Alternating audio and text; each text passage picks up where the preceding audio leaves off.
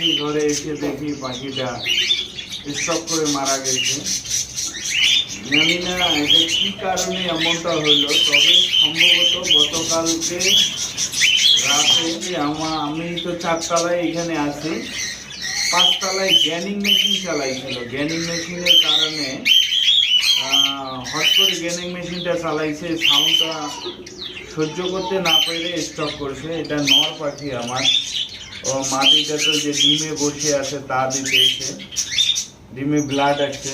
প্রতিটা বক্সে আমার বেবি ডিম আছে, প্রত্যেকটা বক্সে ডিম আছে। জানি না এটার কি অবস্থা। এইখানে শুধু এককভাবে মাদি পাখিটা রয়ে গেল। মাদি পাখিটা ডিম নিয়ে বসে আছে, 4টা ডিম দিয়েছে, তার ভিতরে 3টা ডিমে ব্লাড আসছে এবং একটা ডিম নষ্ট হয়েছে। জানি না এটার রেজাল্ট কি হবে, তবে বন্ধুরা দোয়া করবেন আমার এই পাখি